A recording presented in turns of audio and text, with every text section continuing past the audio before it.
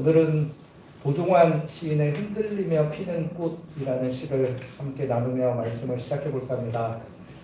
흔들리지 않고 피는 꽃이 어디 있으랴. 이 세상 그 어떤 아름다운 꽃들도 다 흔들리면서 피었나니, 흔들리면서 줄기를 곧게 세웠나니, 흔들리지 않고 가는 사랑이 어디 있으랴. 젖지 않고 피는 꽃이 어디 있으랴. 이 세상 그 어떤 빛나는 꽃들도 다 젖으며 피었나니, 바람과 비에 젖으며 꽃잎 따뜻하게 피웠나니, 젖지 않고 가는 삶이 어디 있으랴. 이 시는 여러 가지 인생의 어려움 가운데 있는 사람들에게 용기를 주는 작품이라고 할 수 있습니다.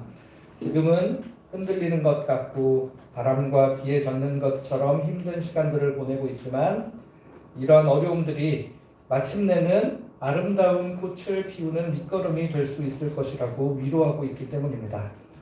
그런데 이 시를 약간 또 비판적으로 바라보시는 분은 한편에서 이를 아프니까 청춘이다 식의 위로로 바라보며 비판적인 시각을 보여주시기도 합니다.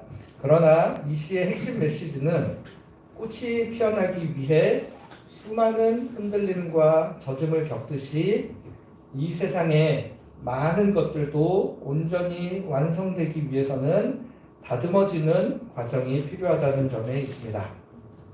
저는 개인적으로 이 시를 떠올릴 때마다 흔들리는 우리의 믿음에 대해 많이 생각하게 됩니다. 심지어 저는 목사로서 여러분들에게 말씀을 전하고 하나님의 살아계심과 예수 그리스도를 증거하며 살아가고 있지만, 솔직히 말씀드리면 아직도 믿음이 흔들리고 깊은 고민이 찾아올 때가 있습니다. 저한테는 이 문제가 굉장히 심각한 문제인 게, 저 혼자만의 믿음의 문제가 아니라 자칫 잘못하면 사기꾼이 되어버릴 수 있는 문제이기 때문에 굉장히 더 심각하고 진지하게 이 문제를 받아들입니다. 그 많은 사람들이 생각해보면 다른 건 몰라도 믿음은 흔들려서는 안 된다고 생각하는 경우가 꽤 많습니다. 왜냐하면 우리가 배우기를 믿음은 구원의 문제와 직결된다고 배워왔기 때문입니다.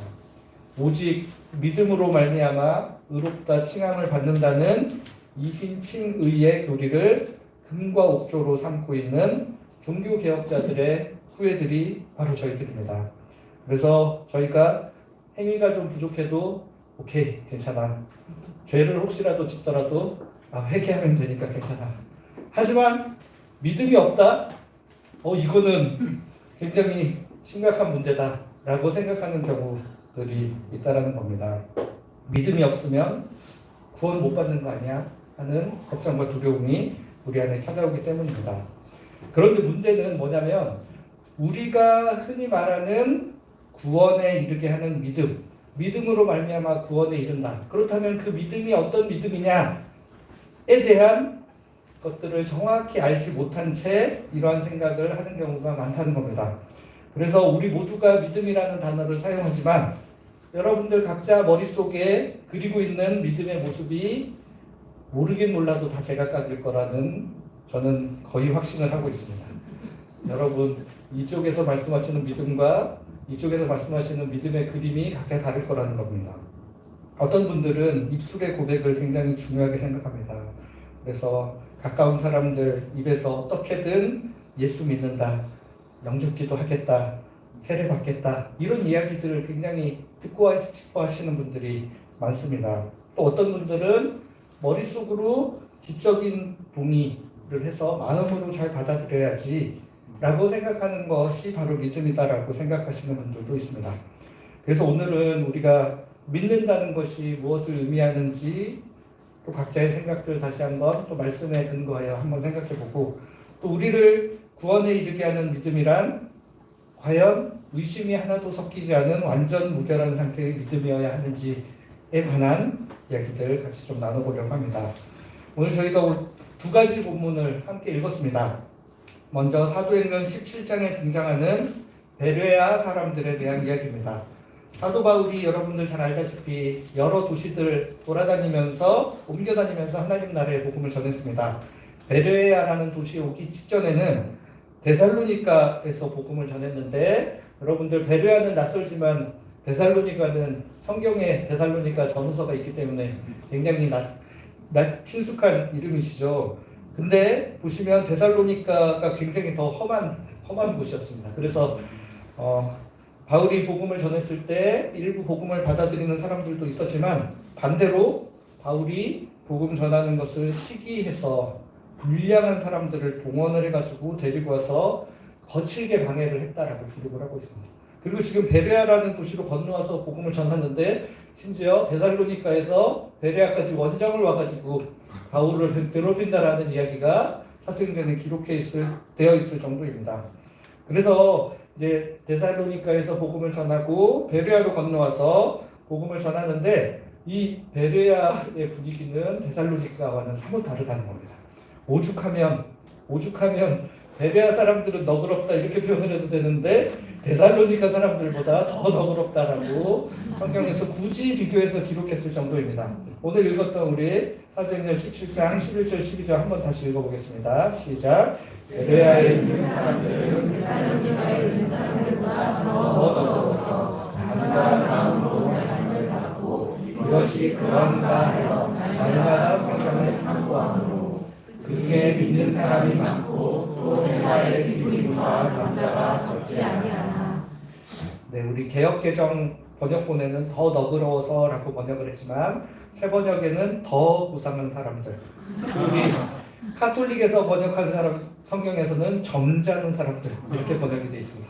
그러니까 데살로니가 사람들은 약간 다혈질적이어서 말씀을 듣고 막 즉시 믿거나 아니면 적극적으로 반대하는 분위기였다면 베레아 사람들은 일단 고상하고 점잖은 사람들이라 이제 조심스럽게 말씀은 일단 받겠다. 믿겠다는 소리는 아직 안 합니다. 일단 말씀은 받겠다 해가지고 무조건 말씀을 받아들이거나 거절하는 게 아니라 말씀을 먼저 충분히 듣고 날마다 성경을 연구하고 깊이 고민하는 과정을 거칩니다. 그리고 충분히 동의하고 납득할 만한 진리라고 확신했을 때 비로소 믿었다라고 성경이 기록을 하고 있습니다. 그래서 12절에는 그렇게 믿은 사람의 수가 많았다라고 기록을 하고 있습니다. 다시 말해 베레아 사람들은 덮어놓고 믿지 않았습니다. 충분히 생각하고 고민하고 연구하고 이것이 과연 그러한가 충분히 따져본 다음에 믿었다라는 겁니다. 그런가 하면 로마서 4장 19절부터 22절 말씀을 보시면 우리가 믿음의 조상이라고 부르는 아브라함의 믿음이 어떠했는지 이야기를 하고 있습니다. 역시나 믿음의 조상이라고 불리는 분답게 감히 우리는 범접하기 힘들어 보이는 훌륭한 믿음의 모습을 소개하고 있습니다. 로마서 4장 19절부터 22절까지도 한번 같이 읽어보겠습니다. 시작. 그가 100세나 되어 자기 몸이 죽은 것 같고 사나의 때가 죽은 것 같음을 알고도 믿음이 약하여지지 아니하고 믿음이 없어 하나님의 약속을 의심하지 않고 믿음으로 견고하여져서 하나님께 영광을 돌리며 약속하신 그것을 또한 믿음이 이루실 줄을 확신하였으니 그러므로 그것이 우리에게 의로 여겨집니다. 너무나도 훌륭하고 믿음의 조상이라 불리기에 마땅할 만한 믿음이라고 할 수 있겠습니다. 그러나 한편으로는 너무 인간미가 없이 완벽한 믿음은 아닌가 하는 생각이 듭니다. 역시 믿음의 조상 정도 되려면 우리와는 좀 다른 DNA를 가진 사람이 되어야 하나 하는 마음이 들기도 합니다. 그는 100세가 되어서 자기 몸이 죽은 것 같고 아내인 사라의 태가 죽은 것 같음을 알고도 믿음이 약해지지 않았고 하나님의 약속을 의심하지도 않았으며 오히려 더 믿음이 견고해져서 하나님께 영광을 돌렸다라고 바울이 로마서의 편지를 통해 주장을 하고 있는 것입니다. 아무리 생각해도 우리가 도달하기는 어려운 믿음의 경지인 것처럼 보입니다. 그러나 여러분 구약성경 창세기는 다 읽어보셨잖아요. 그죠? 처음에 열심히 읽다가 출애굽기에서 시내산 올라가고 나서는 어떻게 됐는지 잘 모르시더라도 최소한 창세기는 매년 연초에 마음을 먹고 열심히 성경을 읽으셔서 아브라함 이야기를 잘 아실 텐데 여러분들이 읽으셨던 창세기에 나타난 아브라함의 믿음이 과연 로마서에서 이야기했던 것처럼 진짜 완전 무결하고 조금의 연약함도 없고 의심도 하지 않았던 그런 믿음이었는가라고 한번 의문을 가져보게 되는 겁니다. 그래서 오늘 로마서 4장에서 바울 사도가 평가한 아브라함의 믿음이 과연 그러한가 저희도 베레아 사람들처럼 한번 상고해 보려고 합니다. 진짜로 아브라함의 믿음이 약해지지 않았고 하나님의 약속을 조금도 의심하지 않았는지 함께 살펴보겠다는 겁니다. 저희가 창세기 말씀을 통해 아브라함의 믿음을 살펴보려고 하는데 오늘 본문인 로마서에서 언급된 이삭의 출생과 관련된 본문들을 중심으로 간단히 좀 정리를 해보려고 합니다. 먼저 하나님께서 아브라함을 최초로 부르시고 자손에 대한 약속을 주신 것은 창세기 12장 2절에서였습니다. 내가 너로 큰 민족을 이루고 내게 복을 주어 내 이름을 창대하게 하리니 너는 복이 될지라. 큰 민족을 이루려면 어떻게 해야 돼요? 일단은 자손을 낳고 뭔가 연결이 돼야 큰 민족이 될 수 있겠죠. 그래서 아브라함은 일단 하나님께서 이런 약속을 해주셨으니 그 하나님의 부르심에 순종해서 원래 살던 갈대아 우르를 떠나서 가나안 땅을 향해 갔습니다. 그리고 이제 처음에는 어디로 가야 되는지 정확히 모르기 때문에 무작정 가다가 가나안에 도달했을 때 하나님께서 그때 다시 아브라함에게 나타나 주셨어요. 그리고 나서 창세기 12장 7절에 뭐라고 말씀을 하시냐면 여호와께서 아브라함에게 나타나 이르시되 내가 이 땅을 내 자손에게 주리라 하신지라. 그러니까 아브라함이 이렇게 돌아서 가나안 근처에 왔을 때 하나님이 나타나셔서 이 땅이다. 여기 멈춰서 보면 내가 이 땅을 너한테 주겠다고 말씀하신 게 아니라 너의 자손들에게 주겠다 라고 다시 한번 약속을 해주십니다. 이렇게 아브라함이 하나님의 명령에 순종하여 떠나던 때 나이가 75세였다라고 성경은 기록을 하고 있습니다.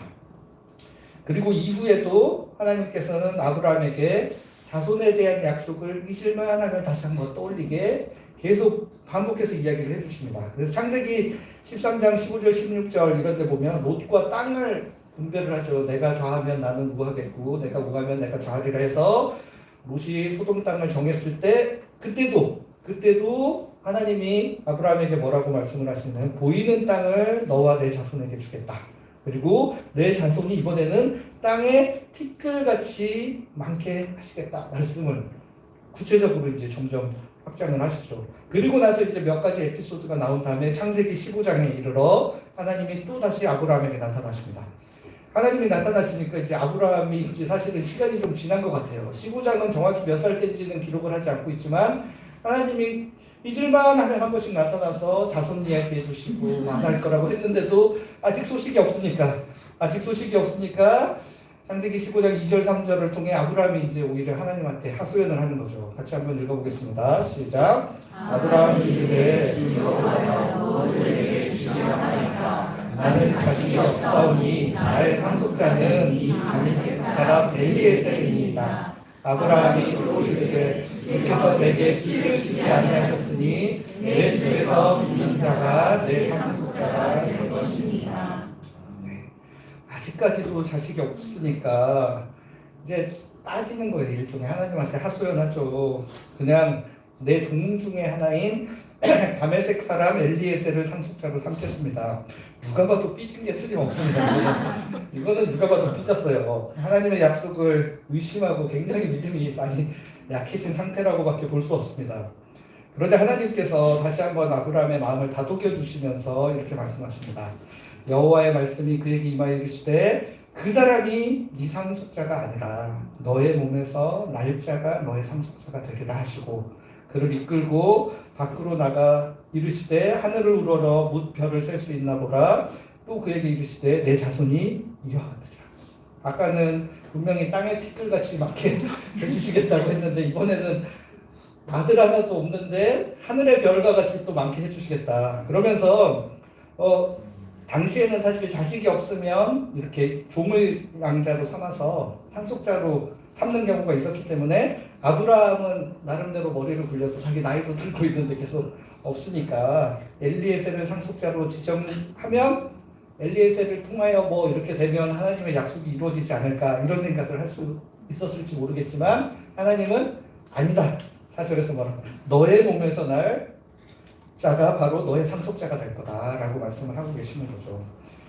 네가 임의로 정한 상속자가 아니라 너의 몸에서 분명히 날 자손이 상속자가 될 거다라고 하나님의 뜻을 좀 더 구체적으로 알 수 있게 해주시죠. 그러니까 막연한 자손, 누군가 너희가 지정한 상속자를 통한 자손이 아니라 너의 몸을 통하여 태어난 사람이 그 자손들이 이렇게 많아질 거다라고 이야기를 하고 계시죠. 그리고 그 말씀 이후에 이어지는 창세기 15장 6절을 보시면 성경은 아브라함이 여호와를 믿으니 여호와께서 이를 그의 의로 여기시고, 바로 바울이 인용했던 바로 아브라함에 대한 얘기가 바로 여기서 나온 이야기죠. 할례를 받기 전에 먼저 의롭다 하심을 받았다는 겁니다. 아브라함은 하나님께서 자기 몸에서 낳은 자식이 상속자가 될 것이라고 하신 약속을 믿었다고 합니다. 그래서 여호와께서는 그것을 의로 여기셨다라고 성경이 기록을 하고 있는 거죠. 아브라함이 하나님을 믿었다는 거 어떻게 알 수 있느냐 하면, 그가 마음으로 맞아, 하나님은 그런 분이시지 하고 받아들인 것도 있었겠지만, 더 결정적인 증거는 그가 원래 엘리에셀을 상속자로 지정하겠다는 계획을 철회하였다는 데 있습니다. 마음으로는 의심이 찾아오기도 하고 75세가 훌쩍 넘었기 때문에 상속자를 세워놓지 않으면 어떻게 하나 걱정이 되기도 많이 하였겠지만, 머릿속으로는 그런 생각을 했을지라도 하나님 말씀에 순종해서 그 계획을 철회했다는 것이죠. 엘리에셀이랑 미리 이야기해놓고 하나님께 이야기했을 수도 있는데 그럼에도 불구하고 거둬들였다는 겁니다. 그리고 나서 창세기 16장 이야기가 이어집니다. 창세기 16장의 이야기는, 여기는 나이를 기록을 하고 있어요. 아브라함이 85세, 86세 때 있었던 일이라고 기록을 하고 있습니다. 그러니까 최초에 하나님 말씀 듣고 떠나온 이후로 10년 정도 지난 때라고 할 수 있죠. 중간에 15장의 에피소드를 겪었는데 아직도 아이가 없습니다. 이번에는 아브라함이 아내 사라의 제안을 받아서 사라의 몸종 하갈로부터 아이 이스마엘을 낳습니다. 이번에도 하나님의 약속에 대한 응답이 없자 아브라함이 사라랑 나름대로 고민을 한 것이 아닌가 싶은 생각이 들어요. 그러니까 분명히 아브라함만 지정을 해서 너의 몸에서 날 자가 상속자가 될 거라고 했기 때문에 꼭 아내 사라가 아니어도 이렇게 되지 않은가? 이런 생각을 했을 수도 있겠다라는 추정을 하게 되는 거죠. 사라도 자신이 아이를 낳지 못한다는 것을 알기 때문에 부담을 가져서 사라가 먼저 제안을 한 걸로 나오거든요. 아무튼 저희야 뒤의 결과를 알고 있으니까 이런 방법이 하나님의 뜻이 아니었다라는 것을 명확히 알고 있지만, 그 당시를 살아가고 있는 아브라함과 사라도 나름대로 고뇌하고 하나님의 뜻을 어떻게든 이루어야 되지 않나라는 생각을 하지 않았을까 싶은 그런 생각 했을지 모르겠습니다. 근데 이제 그 후에 17장으로 넘어가면 아브라함이 이제 99세가 되던 해라고. 그때 아까 75에서 86보다 지금 14, 5년이 또 지났어요. 그러니까 더 긴 시간이죠. 그때 하나님이 다시 아브라함에게 나타나셔서 15절 16절 말씀에 이렇게 이야기를 하고 있습니다. 같이 한번 읽어보겠습니다. 시작. 하나님이 또 아브라함에게 이르시되 내 아내 사라는 이름을 사라라 하지 말고 사라라 하라. 내가 그에게 복을 주어 그가 내게 아들을 낳게 하리라. 내가 그에게 복을 주어 그를 여러 민족의 어머니가 되게 하리니 민족의 여러 왕이 그에게서 나리라.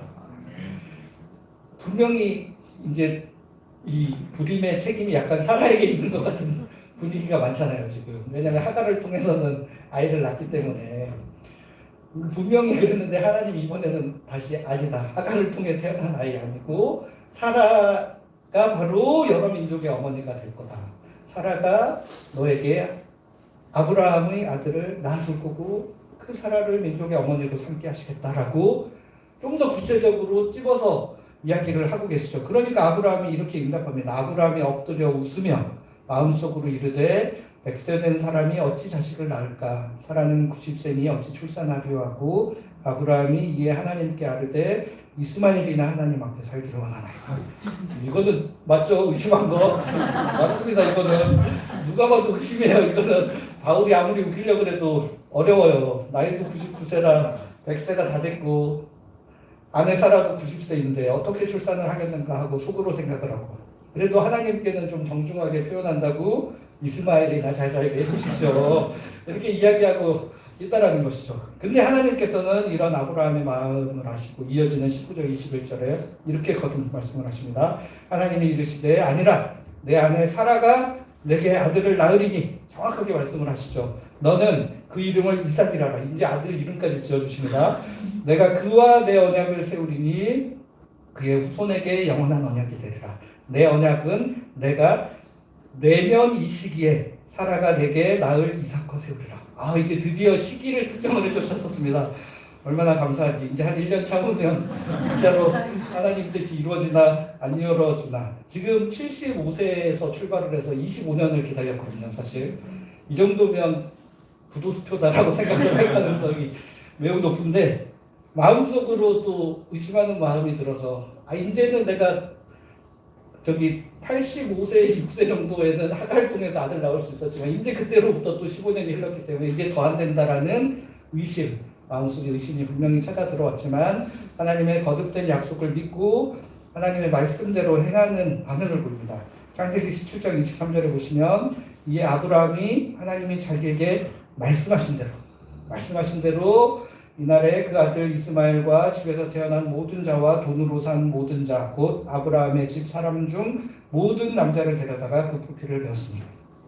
그러니까 하나님이 아들을 주시겠다 약속하시기 전에 이제 나랑 언약을 확실히 맺자. 그러면서 너희 남자들은 다 할례를 행하고 그 다음에 이제 그 동물을 갈라서 그 사이를 지나가는, 당시 이제 계약 방식이 그랬어요. 이 동물을 찢어놓은 사이를 왔다 갔다 했다는 것은 계약을 서로 이행하지 않으면 이 동물과 같이 될 것이다 라는 의미로 그렇게 했는데, 그렇게 하고 나서 그러니까 아브라함이 이삭을 주시겠다는 하나님의 말씀을 믿지 않았다면 의심은 했죠. 의심은 했으나 왜냐하면 25년 동안 계속 소식이 없었기 때문에 이쯤에서 그만하시죠 할 수도 있는 상황이었는데도 불구하고 신뢰의 의미로 그 모든 남자들이 할례를 행하는 것도 쉬운 일이 아니죠. 만일 자신이 절대 아이를 낳을 수 없다고 생각했다면, 이런 하나님 이제 더 이상 못 믿겠다며 자신의 뜻대로 행동을 했을 수가 있습니다. 그러나 다시 한번 하나님 말씀에 순종하여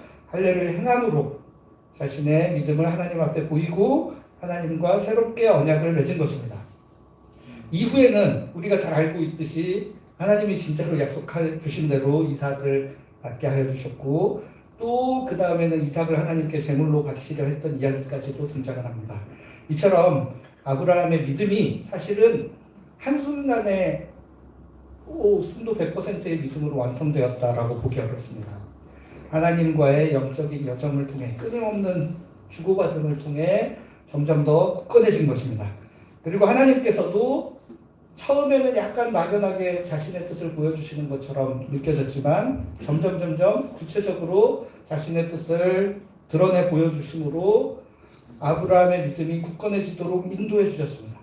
마음속으로 여러 가지 의심과 생각들이 있었지만 그럼에도 불구하고 하나님과 함께 삶의 여정을 이어온 것입니다. 우리 생각에는 하나님이 최초에 75세 때 너 100살 되면 아들을 낳을 거야 이렇게 예언을 해주셨으면 훨씬 믿는 마음으로 그래 25년 기다려보지 이럴 수 있었겠지만 왜 이러셨을까? 그러니까 이게 믿음이라는 겁니다. 그냥 한순간에 딱 믿고 그냥 쭉 가는 것도 좋겠지만 이 수많은 주고받음의 과정을 통하여 점점 단련해지는 것이 바로 믿음에서 훨씬 더 중요한 포인트고, 그러면서 점점 굳건해지는, 다져지는 것, 이것이 하나님 보시기에는 우리 믿음의 성장에 훨씬 더 유익하다고 생각하셨기 때문이라는 겁니다. 그러니까 지금까지 창세기 말씀을 통해 살펴본 바와 같이 아브라함의 믿음이 로마서 4장에서 기록하고 있는 것처럼 처음부터 순도 100%의 완전 무결한 믿음은 아니었다라는 겁니다. 그런데 왜 오늘 저희가 함께 읽은 로마서에서는 아브라함의 믿음을 이토록 완벽한 믿음인 것처럼 묘사를 하였느냐 하는 것입니다. 성경은 거짓말하면 안 되고 무오하다고 믿기 때문에 어떻게든 그 이유를 찾아내야 되겠죠. 저희가 다시 로마서 말씀으로 돌아오겠습니다. 이 말씀은 바울이 아브라함의 믿음에 대해 평가한 것이다 라고, 바울이 서신에서 자신의 생각을 썼다라고 생각할 수도 있지만 하나님께서 이 바울의 편지를 성경으로 남겨주심으로 하나님께서도 바울을 통해 아브라함의 믿음을 이렇게 평가하셨구나 라고 생각할 수 있겠습니다. 그렇다면 하나님께서 이 아브라함의 믿음을 왜 오늘 본문과 같이 평가했을까 생각을 해보도록 하겠습니다. 첫 번째 먼저는 바울이 아브라함의 어느 한 시점의 믿음을 평가하는 것이라기보다는 그의 삶 전체를 조망해서 그의 믿음을 평가하는 것이라고 볼 수 있겠습니다. 20절 말씀을 보시면 믿음이 없어 하나님의 약속을 의심하지 않고 믿음으로 견고하여져서라는 표현이 등장합니다. 견고하여진다라는 것은 믿음이 진보가 있었다라는 이야기겠죠. 그리고 이 견고하여졌다. 이게 어떻게 보면 개역개정에서 번역을 잘한 거예요. 견고하여짐을 당하였다. 사실 견고하여졌다. 그러니까 원어의 원래 단어가 수동태로 사용이 되어 있습니다. 그래서 하나님에 의해 점점 견고해졌다라는 것을 표현하고 싶었다라는 겁니다. 하나님께서 그의 삶에 거듭하여 나타나셔서 그의 믿음을 점점 더 견고해지도록 이끌어 주셨다는 겁니다. 처음 하나님과의 만남에서는 하나님의 뜻을 부분적으로 이해할 수밖에 없고 또 그 뜻에 대해 자의적으로 해석을 해서 내가 상속자 엘리에셀을 내가 삼아야지 내지는 종 하갈을 통해 내 몸에서만 나면 되는 거 아니야? 이렇게 자의적으로 해석할 수밖에 없었지만 나이가 들어감에 따라 하나님의 뜻을 더욱더 구체적이고 선명하게 알아가게 됨을 통하여 아브라함의 믿음이 점점 견고해지게 되었다라는 것을 알고 이제 아브라함의 전체 인생을 다 알고 있는 바울이 그것을 하나님의 마음으로 해석했을 때 아브라함의 믿음은 의심 없이 순전했었다라고 평가해도 좋을 만한 삶을 평생의 삶을 통해 살았다라는 것입니다. 그리고 하나님께서는 우리의 말이나 생각으로 우리의 믿음을 평가하시기보다는 삶으로 우리의 믿음을 평가하신다는 겁니다. 아브라함은 자신 나름대로의 생각을 가지고 있었고 그 생각이 하나님을 의심하는 것처럼 저희들이 느낄 정도로 그 생각 자체는 굉장히 의심하는 것처럼 보였지만 하나님의 마음을 알고 난 이후에 자신의 생각을 철회하고 하나님께 순종하는 삶으로 자신의 믿음을 표현한다는 것입니다. 여러분 구약 성경에 믿음이라는 단어로 한국말로 번역된 히브리어 원어가 에무나라는 단어, 뭐 다른 단어들 몇 개 더 있지만 그 중에 에무나라는 단어, 이게 바로 하박국에서 오직 의인은 믿음으로 말미암아 살리라, 이거를 인용해서 바울이 로마서나 곳곳에서 계속 사용을 하고 있기 때문에 이 바울이 이야기하는 오직 믿음으로 말미암아 의롭다 할 때의 믿음은 바로 이 에무나에서 왔다라고 생각을 할 수 있는데, 이 에무나라는 히브리어 단어, 그리고 신약 성경에서 믿음으로 번역된 피스티스, 이거는 뭐 피스티스라는 단어가 거의 다 믿음이 다 피스티스라는 단어로 번역이 되어 있습니다. 근데 이 단어의 원래 뜻들이 신실하다, 충성스럽다, 또 버티다 라는 의미들로 사실은 더 많이 쓰이는 단어들이에요. 믿음이라는 단어를 거기에서 가져온 거예요. 버틸 수 있는 사람, 신실하게 그 자리를 지킬 수 있는 사람, 성실하게 충성스럽게 그 자리에 버티고 있는 것이 바로 믿음이다라고 성경은 우리에게 이야기하고 싶었다는 것입니다. 우리가 쓰는 믿음이란 단어, 한글에는 이런 단어들이 사실은 잘 드러나지 않지만 히브리어나 헬라어 단어에서는 신실하고 충성스럽고 잘 버티는 것, 그게 믿음이다. 이런 단어들의 원래 의미를 염두에 두면 우리의 믿음이라는 것은 한결같이 그냥 그 자리를 지키고 있는 것이라고 할 수 있습니다. 물론 거기에서 수많은 생각과 고뇌와 의심과 갈등과 마음의 동요가 있을 수도 있지만 그럼에도 불구하고 그 자리를 떠나지 아니하고 설령 조금 밀려날 수는 있습니다. 밀려날 수는 있어도 우리가 향하는 이 방향을 그대로 바라보면서 묵묵히 그 방향을 향해 한 걸음 내디딜 수 있는 것, 그것이 바로 우리의 믿음이라고 할 수 있습니다. 앞에 찬양해 주신 것처럼 우리가 어둠 가운데 살아가는 것 같아서 도대체 하나님의 나라가 어느 때 이루어질까? 지금 당장 우리 주변에서 일어나는 일들만 봐도 우리 개인적으로도 도대체 하나님이 살아계시나 하는 의심이 마음 가운데 찾아들 정도로 힘들고 어렵지만 그럼에도 불구하고 하나님을 떠나지 아니하고 하나님 안에서 답을 찾아보겠다고 노력하고 항변하고 따져보는 이 모든 과정이 하나님 보시기에는 믿음이다 라는 게 바로 성경이 우리에게 가르쳐주고 있는 믿음이라는 겁니다. 그러다가 또 너무 심해지면 정말 방향을 돌이켜서 잠시 떠날 수도 있겠지만 괜찮다는 겁니다. 하나님이 다시 불러주실 것을 믿기 때문에 하나님이 다시 한번 돌아올 수 있도록 믿어주실 것들을 믿는 것이 중요합니다. 왜냐하면 믿음이 견고해지는 건 수동태이기 때문에. 수동태. 하나님이 계속해서 아브라함에게 반복하여 나타나셔서 너 왜 틀렸어라고 다그치지 아니하고 아니다 한 번 더 좀 더 잘 믿어질 수 있도록 말씀하여 주시는 분이시기 때문입니다. 제 말씀을 마무리하겠습니다. 아브라함의 믿음이나 베레아 지역 사람들의 믿음이 중요한 게 아닙니다. 사실은 내 믿음이 더 중요합니다. 여러분 우리 자신의 믿음을 좀 돌아봐야 되겠습니다. 하나님께서는 우리를 사랑하셔서 우리를 하나님의 자녀로 불러주셨습니다. 우리는 그런 하나님을 믿으며 신앙의 여정을 이어가고 있습니다. 우리의 믿음은 강요된 믿음도 아니고 덮어놓고 무조건 믿는 믿음이 되어서도 안 됩니다. 하나님께서 우리의 삶의 여정을 함께 하시며 우리의 믿음을 점점 더 견고하게 만들어 가실 것입니다. 그런 하나님을 믿으며 묵묵히 삶의 길을 걸어가는 우리가 되었으면 좋겠습니다. 우리의 믿음을 사람들이 판단하는 게 절대 아닙니다. 내가 판단하는 게 아닙니다. 하나님께서 판단하십니다. 하나님께서. 우리 자녀들, 우리 가족들의 믿음도 그렇습니다. 내가 판단하는 게 아니고 하나님께서 판단하십니다. 우리의 눈에는 좀 부족한 믿음이라고 생각하는데 하나님은 괜찮다. 충분히 그러실 수 있습니다. 하나님께서 빚어가고 있는 과정이시기 때문에 그렇다는 겁니다. 믿는 마음으로 조금 더 기다려봐도 괜찮을 것 같습니다. 제가 노푸트 씨앗이 되어 교회에 있을 때 사경의 강사님으로 오셨던 안용성 교수님께서 해주신 말씀이 제 마음에 많이 남아 있습니다. 그것은 어떤 이야기냐면 하나님께서 각 사람에게 맞는 기준을 적용하여 믿음을 판단하실 것이다 라고 말씀을 해주셨어요. 하나님께서는 우리의 믿음을 옆 사람이랑 다른 사람이랑 비교해서 판단을 하는 것이 아니라 어제의 나와 비교하실 것이다 라고 이야기를 해주셨어요. 저는 그 말씀이 굉장히 진리에 가깝다라고 생각합니다. 이게 성경에 근거한 말씀은 물론 아니죠.